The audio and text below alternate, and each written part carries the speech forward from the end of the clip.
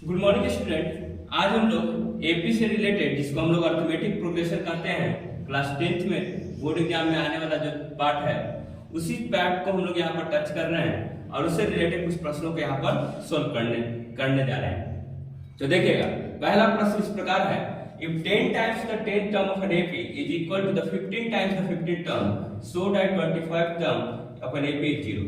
ठीक है, तो आप जानते हैं कि एपी में जो होता है वो जो है, किसी में मान लेते हैं कि कोई प्रोग्रेशन आपको देखने को मिले और जो कि एपी में दिया गया है, तो उस कंडीशन में आपको एक फर्स्ट टर्म और दूसरा कॉमन डिफरेंस, जिसको हम लोग ए मान रहे हैं, यहाँ पर क्या मान रहे हैं, ए, और कॉमन डिफरेंस को क्या मान रहे हैं, डी।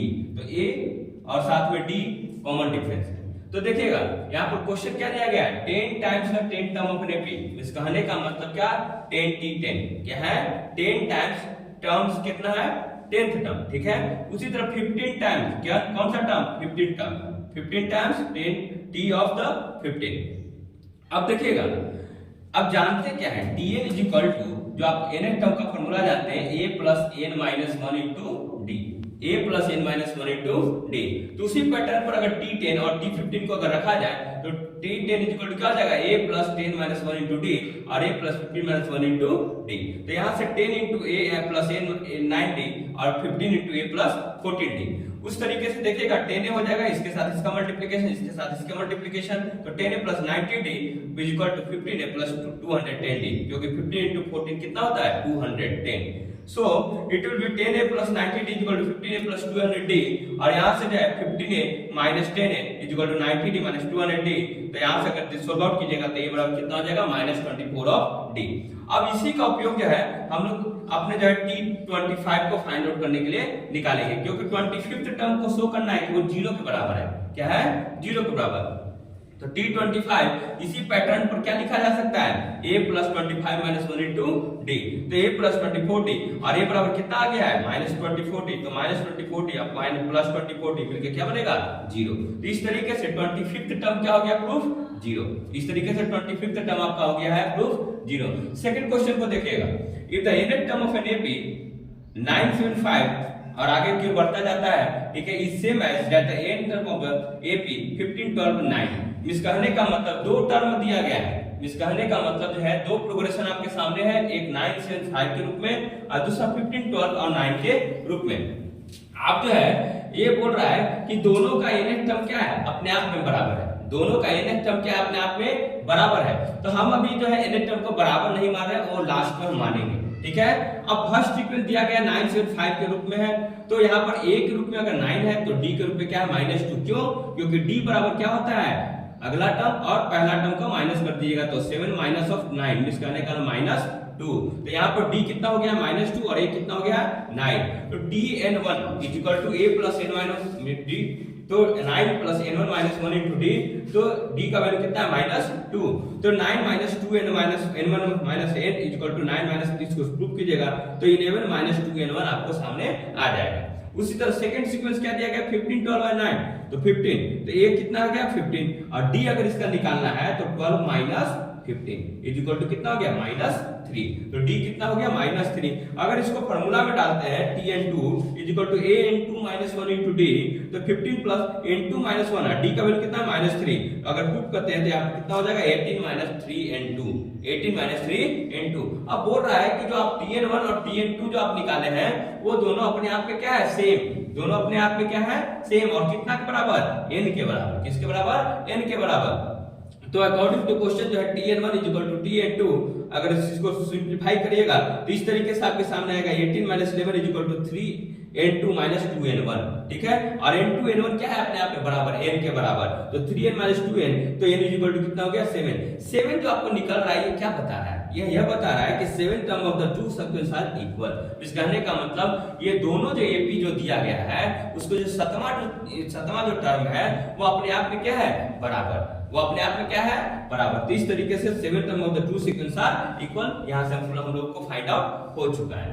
थर्ड क्वेश्चन को देखिएगा, the sum of 4th and 8th term of an AP is 24। ठीक है, साथ में the sum of the 6th and 10th term of the AP is 34।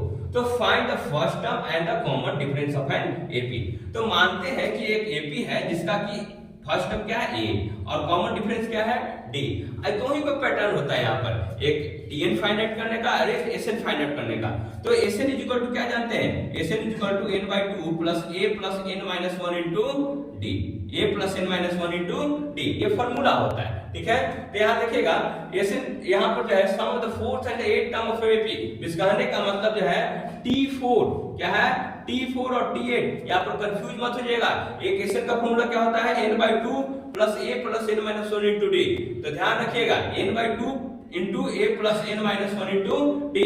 यहाँ पर क्या है, Tn से रिलेटेड क्वेश्चन दिया गया है, तो a plus n-1 into d का फॉर्मूला लग रहा है। ठीक है, तो ध्यान रखिएगा सम के फेरा में जो फॉर्मूला ये नहीं लगा दीजिएगा तो दिक्कत हो जाएगा।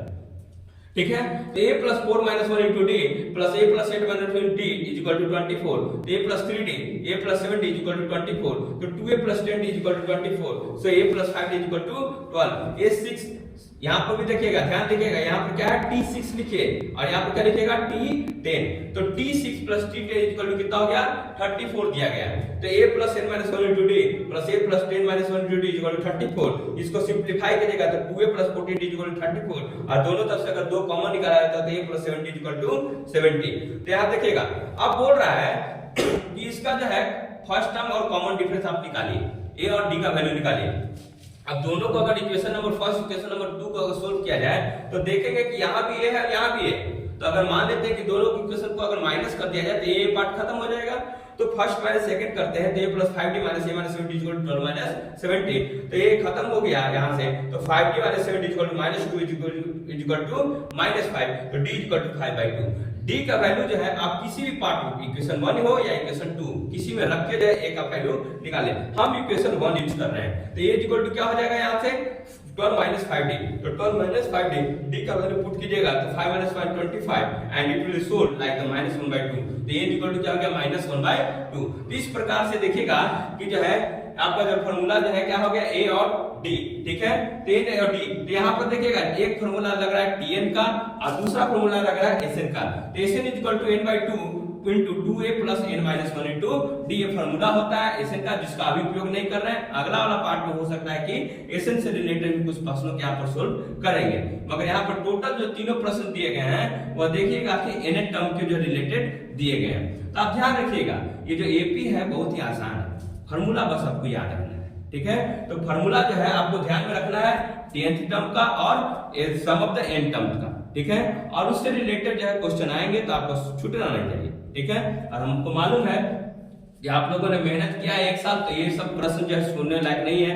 ठीक है, तो आप लोग जरूर इस क्वेश्चन को जो है हल करने की कोशिश करेंगे और अच्छे तरीके से अगर आपको दिक्कत हो रही है तो आप फिर से रिवीजन के मोड में चले जाइए और जो है अच्छे तरीके से तैयारी को अपना जो है लास्ट जो है कर लीजिए और अच्छे तरीके से हमारे चैनल के साथ भी जुड़े रहिए ताकि जो है आपका प्रेम हमारे साथ बना रहे और हम लोग जो है लगातार निरंतर मेहनत करते रहें। ठीक है, तो thank you for watching this.